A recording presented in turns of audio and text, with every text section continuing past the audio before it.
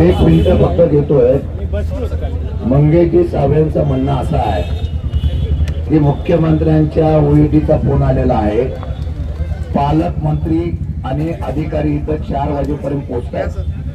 मी आपल्या सर्वांच्या वतीने सांगतो की त्यांनी ही बैठक करावी। ती बैठक झाल्यानंतर त्यांनी मान्य करू अगर न करू, तुम्हाला आम्ही शब्द दिलेला आहे, तुम्हाला बरोबर घेऊन महाराष्ट्रामध्ये आंदोलन करण्याची जबाबदारी आमची असेल। हा विषय तुम्हाला मी शब्द देतो। मंगेश साहब तुम आगे बढ़ो, मंगेश साहब तुम आगे बढ़ो। मंगेशजींनी आमची विनंती मान्य केलेली आहे। ऐका ऐका ऐका ऐका, त्यांचं म्हणणं आहे की फक्त मी पाणी घेतो 4 वाजेपर्यंत, पाणी आपला मान ठेवून घेतो। मी त्यांना विनंती केली संध्याकाळपर्यंत मार्ग निघाला तर ठीक, नाहीतर जनतेच्या आपल्या प्रेमातून तुम्ही उपोषण सोडायचं आणि आमच्या बरोबर तुम्ही आंदोलनात सहभागी व्हायचं। तो निर्णय लावल्याशिवाय मग आंदोलन मागे होणार नाही, अशा प्रकारची भूमिका आपण घेऊ।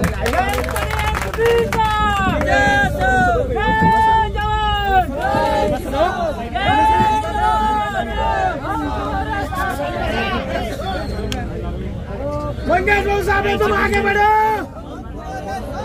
मंगेश साहब तुम आगे बढ़ो।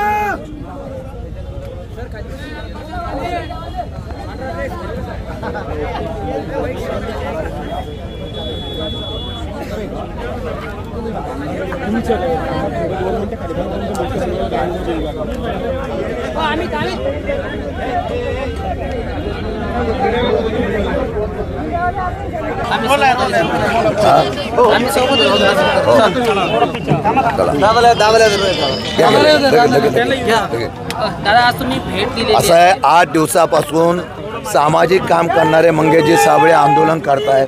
दुर्दैव आहे, राज्य सरकारचा एकही प्रतिनिधी कोणी येत नाही आणि या आलेल्या प्रतिनिधींनी 8 दिवसापर्यंत त्यांच्याकडं अशा प्रकारचं दुर्लक्ष करण्याचा निषेध करतो। मी पूर्ण या आंदोलनाला पाठिंबा देतोय, परंतु हे आंदोलन राजकारणाच्या दृष्टीने देतो असं नाही, खरोखर एखाद्या तरुणाचा जीव वाचला पाहिजे म्हणून त्यांना विनंती केली आहे।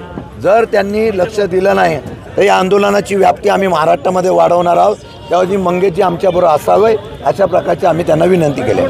पुण्यातील मुख्य कुंड निलेश घायवळच्या घरी पोलिसांनी छापेमारी केली आहे, त्याच्या घरात बंदुकीच्या गोळ्या देखील याची मला कल्पना नाही आहे, मला काही कल्पना नाही, पण त्या बाबतीमध्ये माहिती घेतल्यानंतर मी बोलतो आणि मग मी सांगेल।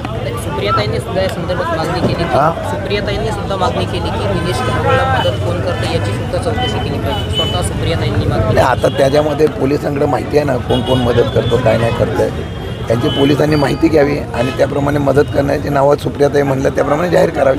बरं, ठाकरे बंधूचाच महापौर मुंबईमध्ये मराठीत माणूस होईल असं संजय राऊतांनी म्हटलेलं आहे। असं आहे की त्यांनी सांगितलं आहे मराठी माणूस महापौर व्हावा अशी त्यांची इच्छा आहे। आता ते येताना दोघं एकत्र आल्यानंतर महाविकास आघाडी म्हणून काय करायचं आपण निर्णय घेऊ। आनंदाचा शिधा बंद होण्याची शक्यता आहे, सगळे शिधे बंद होत आहेत। आता लाडक्या बहिणीसाठी सर्व शिध्यावर संक्रांत येते, फक्त आमचं म्हणणं आहे सगळं बंद करा पण शेतकरी वाचवा। पुण्यामध्ये पोलिसावर कोयत्याने वार करण्यात आलेला आहे, खरं तर विद्येचं माहेर घर म्हणून ओळखलं। पुण्यामध्ये कोयत्याची गँग फार वाढलेली आहे आणि पोलिसाचा प्रशासनाचा धाक राहिलेला नाही, हे वारंवार दिसलेलं आहे। पोलीस पूर्णपणाने पुण्यात अपयशी होत आहेत का अशी चर्चा। शेतकऱ्यांचा काटा मारणारे कारखाने आता शोधावे लागणार आहे आणि त्यांना दाखवणार असा इशारा देवेंद्र फडणवीसांनी। असं आहे की शेतकऱ्यांना काटा मारणारे सोडा, कारखाने कर्जबाजारी झाल्यानंतर अडचणीत आल्यानंतर त्यांना आरोप करणाऱ्यांना परत पक्षात घेऊन त्यांना पवित्र केलं गेलं आणि त्यांना पॅकेज दिलं गेलं। त्यामुळे मला वाटतं की हे सगळं हे आपलं राजकारण नाटक आहे। काल अमित शहा शिर्डीमध्ये आले परंतु ते नुकसानग्रस्त भागात गेले नाही अशी टीका बच्चू कडूंनी केली। त्यांनी काल सांगितलेलं आहे, ते काल सांगितलं त्यांनी मुख्यमंत्री उपमुख्यमंत्री बनिया नाही आहे, नक्की काय म्हणाले मला कळलं नाही, म्हणजे बनियाचा अर्थ त्यांना सांगण्याचा काय होता कळला नाही मला। मग त्यांना लोकांपेक्षा व्यापाऱ्यावर जास्त लक्ष आहे। इतकी पूर परिस्थिती निर्माण होत असताना ओला दुष्काळ जाहीर करण्याची मागणी होते सरकारची, अजून ओला दुष्काळ त्यांना जाहीर करावाच लागेल आणि जी शेतकऱ्यांची मागणी ती करावीच लागेल।